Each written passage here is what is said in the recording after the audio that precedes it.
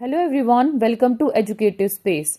आज हम 2022 में कंडक्ट करवाए गए Himachal Pradesh BEd entrance test के इंग्लिश और हिंदी ग्रामर पोर्शन को कवर करेंगे। अब तक हम इस टेस्ट के जीके पोर्शन को कवर कर चुके हैं। अगर आपने वो वीडियो नहीं देखी है तो आई बटन पर क्लिक करके उस वीडियो को जरूर देखें, और अगर आप इस चैनल पे नए हैं तो बेल आइकन पर क्लिक करें ताकि आपको हमारी आने वाली वीडियो की नोटिफिकेशन मिल सके, और चैनल को सब्सक्राइब करें। तो हमने अपनी पिछली वीडियो में जीके पोर्शन को कवर किया था, उसके टोटल 30 क्वेश्चन थे। आज हम पहले हिंदी ग्रामर को कवर करेंगे और फिर इंग्लिश ग्रामर को। हिंदी ग्रामर का जो हमारा पहला प्रश्न है वो है मूर्धन्य व्यंजन है। हमारे ऑप्शन है ट, प, श और य। इस प्रश्न का सही आंसर है ऑप्शन नंबर ए, ट। हमारा अगला प्रश्न है परिमाणवाचक विशेषण है। हमारे ऑप्शन है छोटा, पापी, 5 किलो और चौथा। इस प्रश्न का सही आंसर है 5 किलो। हमारा नेक्स्ट प्रश्न है अधिकरण की विभक्ति क्या है। हमारे ऑप्शन है के लिए, से, ने और पर। इस प्रश्न का सही आंसर है ऑप्शन नंबर डी, पर। अधिकरण की विभक्ति प है। हमारा नेक्स्ट क्वेश्चन है आलस्य शब्द का विशेषण है। हमारे ऑप्शन है आलस, आलसी, आलसीपन और आलसी। तो इस प्रश्न का सही आंसर है आलसी। आलस्य शब्द का विशेषण आलसी है। हमारा नेक्स्ट क्वेश्चन है बाल का स्त्रीलिंग क्या है। हमारे ऑप्शन है बाला, बालिका, बालिका और बाली। तो इस प्रश्न का सही आंसर है बाला। बाला बाल का स्त्रीलिंग है। अगला प्रश्न है साधु का स्त्रीलिंग है साध्वी, साधु, साध्वी और साधुनी। तो इस प्रश्न का सही आंसर है साध्वी। हमारा नेक्स्ट क्वेश्चन है निम्नलिखित विकल्पों में से सकर्मक क्रिया का चयन कीजिए। हमारे ऑप्शन है छूटना, लेटना, तड़पाना और पिघलना। इस प्रश्न का सही आंसर है तड़पाना। तड़पाना सकर्मक क्रिया का उदाहरण है। हमारा नेक्स्ट प्रश्न है जिन शब्दों में प्रयोग के अनुसार कोई परिवर्तन नहीं होता है उन्हें कहा जाता है। हमारे ऑप्शन है पद, विकारी शब्द, अविकारी शब्द और पदबंध शब्द।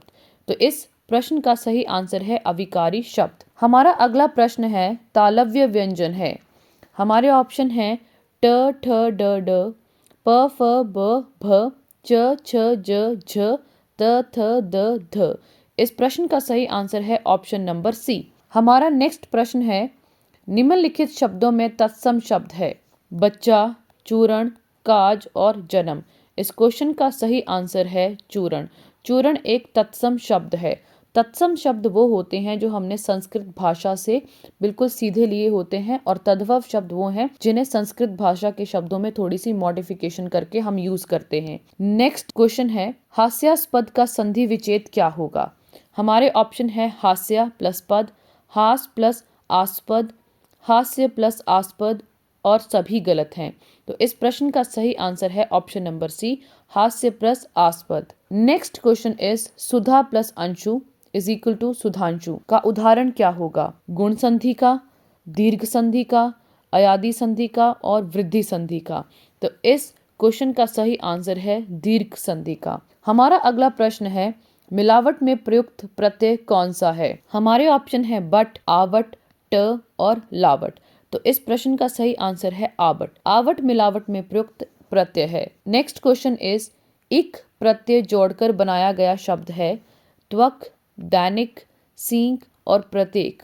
तो इस प्रश्न का सही आंसर है दैनिक। नेक्स्ट क्वेश्चन इज दुबला शब्द में दुब उपसर्ग है, दु उपसर्ग है, दुर उपसर्ग है या दुरा उपसर्ग है।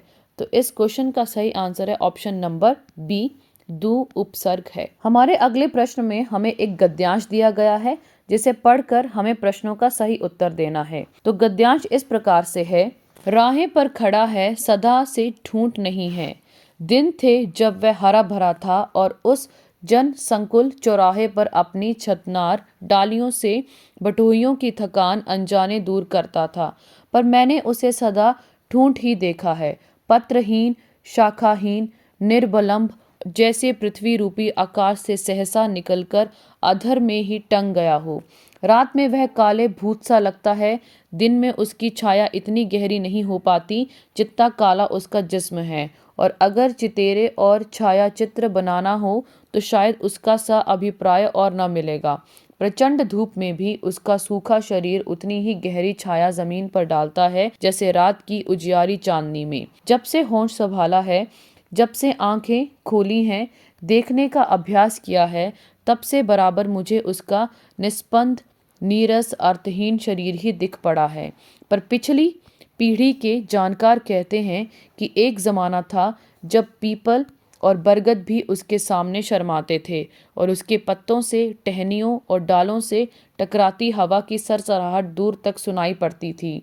पर आज वह नीरव है, उस चौराहे का जवाब जिस पर उत्तर, दक्षिण, पूर्व, पश्चिम चारों ओर की राहें मिलती हैं और जिनके सहारे जीवन अविरल बहता है। जिसने कभी जल को जीवन की संज्ञा दी, उसने निश्चय जाना होगा कि प्राणवान जीवन भी जल की ही भांति बिकल अविरल बहता है। सो प्राणवान जीवन मानव संस्कृति का उल्लास, उपहार लिए उन चारों राहों की संधि पर मिलता था, जिसके एक कोण में उस प्रवाह से मिल एकांत शुष्क आज वह ठूंठ खड़ा है। उसके अभाग्यों परंपरा में संभवतः एक ही सुगत अपवाद है, उसके अंदर का स्नेहरस सूख जाने से संज्ञा का लोप हो जाना, संज्ञा लुप्त हो जाने से कष्ट की अनुभूति कम हो जाती है। तो इस पैराग्राफ से रिलेटेड हमारा जो पहला प्रश्न है वो है, जन संकुल का आशय क्या है? हमारे ऑप्शन है जनसंपर्क, भीड़ भरा, जनसमूह और जनजीवन। इस प्रश्न का सही आंसर है ऑप्शन नंबर बी, भीड़ भरा। नेक्स्ट क्वेश्चन इज, आम की छतनार डालियों के कारण क्या होता था? हमारे ऑप्शन है, यात्रियों को ठंडक मिलती थी, यात्रियों को विश्राम मिलता था, यात्रियों की थकान मिट जाती थी, यात्रियों को हवा मिलती थी। तो इस प्रश्न का सही आंसर है यात्रियों की थकान मिटती थी। हमारा नेक्स्ट क्वेश्चन है, शाखाहीन, रसहीन, शुष्क वृक्ष को क्या कहा जाता है? हमारे ऑप्शन है नीरस वृक्ष, जड़ वृक्ष, ठूंठ वृक्ष और हीन वृक्ष। तो इस प्रश्न का सही आंसर है ठूंठ वृक्ष। हमारा नेक्स्ट क्वेश्चन है, आम के वृक्ष के सामने पीपल और बरगद के शर्माने का क्या कारण था? हमारे ऑप्शन थे, उसका अधिक हरा भरा और सघन होना, हवा की आवाज सुनाई देना, अधिक फल फूल लगना और अधिक ऊंचा होना। इस प्रश्न का सही आंसर है उसका अधिक हरा भरा और सघन होना। हमारा अगला प्रश्न है, आम के अभागेपन में संभवतः एक ही सुखद अपवाद था, उसका नीरस हो जाना, संज्ञा लुप्त हो जाना, सूख कर ठूंठ हो जाना और अनुभूति कम हो जाना। तो इस प्रश्न का सही आंसर है संज्ञा लुप्त हो जाना। अब हमें आगे अगले 20 प्रश्न इंग्लिश ग्रामर के दिए हैं। अभी हमने हिंदी ग्रामर के पूरे 20 प्रश्न सॉल्व किए। अब हमें अगले क्वेश्चन इंग्लिश ग्रामर से हैं। तो हमें इंग्लिश पोर्शन से जो क्वेश्चन पूछा गया है वो है, in the following questions 4 words are given, only one of which is wrongly spelled. Choose the one that is not right. हमें यहाँ 4 वर्ड दिए हैं जिसमें से एक को wrongly spelled किया है, यानी उसकी स्पेलिंग गलत लिखी है। हमें उसे ही ढूंढना है। तो 51 में जिसकी स्पेलिंग गलत लिखी है वो है रेलेवेंट। रेलेवेंट की स्पेलिंग इसमें गलत है। हमारा जो नेक्स्ट है उसमें वेंडेटा की स्पेलिंग गलत है, बाकी तीनों स्पेलिंग बिल्कुल सही है। नेक्स्ट क्वेश्चन हमारा 53 एंड 54 है। उसमें पूछा गया है, right the one word substitution for the following question. हमें यहाँ जो फ्रेज दिया गया है उसके लिए हमें सिर्फ एक शब्द चुनना है। हमारा जो पहला 53 नंबर क्वेश्चन है वो है, find the substitute a word for a man who waste his money on luxury. तो हमारे ऑप्शन है नोटोरियस, वर्सेटाइल, ऑर्निथोलॉजिस्ट और एक्स्ट्रावेगेंट। तो इस फ्रेज का जो सही आंसर है वो है option number D, extravagant. Extravagant एक आदमी होता है जो ज्यादा मनी वेस्ट करता है लग्जरी के ऊपर। अगर हम बात करें ऑर्निथोलॉजिस्ट, तो जो बर्ड्स की स्टडी करते हैं, पक्षियों की, उनको हम ऑर्निथोलॉजिस्ट कहते हैं। हमारा नेक्स्ट क्वेश्चन है, what word from the following given words would you use to represent a doctor who specializes in disease of nose? हमारे ऑप्शन है राइनोलॉजिस्ट, एक्सटेम्पोर, स्पेलियोलॉजी और शेफोर। तो हमारा इस प्रश्न का सही आंसर है rhinologist. Next question is, in a politically enlightened community, neither the king nor the gods have anything to say. The word in the bold is exactly opposite in meaning too. तो हमें यहाँ जो enlightened शब्द दिया गया है उसका opposite meaning ढूंढना है। तो इसका जो correct answer है इन ऑप्शन में से, पहले मैं ऑप्शन रीड करती हूँ, civilized, stupid, uncivilized और uneducated। तो इसका जो opposite शब्द है वो है uncivilized। Next question is, select the correct representation of the word or the phrase. He took the decision of his own accord. हमें इस जो हमें फ्रेज दिया गया है इसका एग्जैक्टली मीनिंग ढूंढना है। तो इसके दो आंसर हो सकते हैं अगर मैं चार ऑप्शन पढ़ूं तो willingly, at his Dzire, unwillingly, on his own. तो विलिंगली ऑप्शन भी इसका सही है और ऑन हिज ओन भी इसका ऑप्शन बिल्कुल सही है, लेकिन अगर हमें बिल्कुल सही चुनना हो तो विलिंगली यहाँ करेक्ट आएगा। Next question is the workers are hell bent at getting what is due to them. तो जहां ये हेल बेंट एट गेटिंग लिखा है इसकी जगह हमें यहाँ सही जो लाइन है वो ढूंढनी है। यहाँ ये हेल बेंट एट गेटिंग गलत लिखा गया है इस सेंटेंस के अकॉर्डिंग। हमारे ऑप्शन है hell bent on getting, hell bent for getting, hell bent upon getting और नो इम्प्रूवमेंट। इस क्वेश्चन का सही आंसर है option number C, hell bent upon getting. Next question is fill in the blanks with the correct word from the following. The miser gazed dash at the pile of the gold coin in front of him. हमें यहाँ correct word ढूंढ के fill up complete करना है। हमारे option है अबाइडली, एडमायरिंगली, thoughtfully और earnestly. तो इस क्वेश्चन का सही आंसर है avidly. The miser gazed avidly at the pile of gold coin in front of him. Next question is select the pair which has the same relationship. हमें यहाँ एक पेयर सिलेक्ट करना है जिसकी सेम रिलेशन होगी grain और salt की तरह। तो हमारे ऑप्शन है shard, pottery, shred, wood, blades, grass, chip और ग्लास। तो इस क्वेश्चन का सही आंसर है option number D, chip, glass. Next question is select the pair which has the same relationship. तो इसमें भी हमें लाइट और ब्लाइंड का जो रिलेशनशिप है उसके अकॉर्डिंग बाकियों को टिक करना है। Light, blind, option number A, speech, dumb, option number B, language, deaf, tongue, sound, voice और वाइब्रेशन। तो इस क्वेश्चन का सही आंसर है speech, dumb. Next question is question number 61 and 62। Fill in the blanks with the correct word from the following. इसमें भी हमें fill up complete करना है। Question number 61, our sir teachers mathematics dash English. हमारे option है across, besides, beside और both.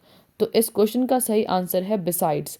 Our sir teaches mathematics besides English. Next question is please come dash the bathroom. हमारे option है out of, over, on और in. तो इस question का सही आंसर है out of. Please come out of the bathroom. Next question is find out the antonyms of underline word. हमें जो अंडरलाइन वर्ड है फॉरमोस्ट इसका एंटोनिम यानी ऑपोजिट शब्द ढूंढना है। हमारे ऑप्शन है हिंडमोस्ट, अनइम्पॉर्टेंट, डिस्पोज्ड और मैच्योर। तो इस क्वेश्चन का सही आंसर है unimportant. Next question is he dash for you all day, he is still waiting now. Choose appropriate word of the following. ये भी फिलअप का क्वेश्चन है। तो हमारे ऑप्शन है has been waiting, has waited, waited, had waited। तो इसका जो सही ऑप्शन आएगा that is has been waiting. He has been waiting for you all day, he is still waiting now. हमारा नेक्स्ट क्वेश्चन है the grapes are now dash enough to be picked. हमारे option है ready, mature, ripe और advance. तो इस question का सही answer है ripe. A grape are now ripe enough to be picked. Next question में हमें एक पैराग्राफ दिया गया है जिसे हमें रीड करके जो गिवन क्वेश्चन होंगे उनका आंसर देना है। तो हमारा जो पैराग्राफ है वो है A vexed problem facing us is the clamor to open more colleges and to reserve more seats for the backward classes. But it will be a sheer folly to expand such facilities recklessly without giving any thought to the quality of education imparted. If admissions are made far more selective, it will automatically reduce the number of entrants. This should apply particularly colleges, many of which are little more than degree factories. Only then can the authorities hope to bring down the teacher-student ratio to manageable proportion. What is more, teachers should be given refresher courses every summer to brush up their knowledge. Besides, if college managements increase their library budget, it will help both the staff and the two new students a great deal. At the same time, however, it will be unfair to deny college education to thousands of young men and women unless employers stop insisting on degrees even for clerical jobs. For a start, why can't the government disqualify graduates from securing certain jobs, say class 3 and 4 posts? Once the link between degrees and job is severed, at least in some important departments, it will make young people think twice before joining colleges. तो इस paragraph से पहला question दिया गया है, what can automatically help to reduce admission? दो entrance test, discouragement to open new colleges, selective admission और abolishing reservation. इस क्वेश्चन का सही आंसर है option number C, selective admissions. Next question is, many of the new colleges are centres of advance learning, research institution, factories producing degree holders, known for their academic excellence. तो इस question का सही answer है option number C, factories producing degree holders. Next question is, how can teachers are? By arranging refresher courses, by providing monetary help, incentive, by providing better library facilities, by sending them abroad। तो हमारा इस question का सही answer है by arranging refresher courses। Next question is, the author is in favor of restricting college admission। Option number A, only when degree are delinked from job, when alternative avenues are open for the student, when the teacher-student ratio is reduced, only when parents think twice before sending their children। इस question का सही answer है option number A, only when degrees are delinked from job। Next question is, the phrase vexed problem means। तो इस question का जो options हैं वो है a serious problem, a debatable problem, a difficult problem and irritating problem. तो इस question का सही आंसर है एन इरिटेटिंग प्रॉब्लम। तो आज हमने इंग्लिश और हिंदी ग्रामर के पोर्शन को कवर किया। अगले पार्ट में हम रीजनिंग के क्वेश्चन को सॉल्व करेंगे। अगर आपको ये वीडियो अच्छी लगी है तो इस वीडियो को जरूर शेयर करें and for more such valuable information subscribe to the channel.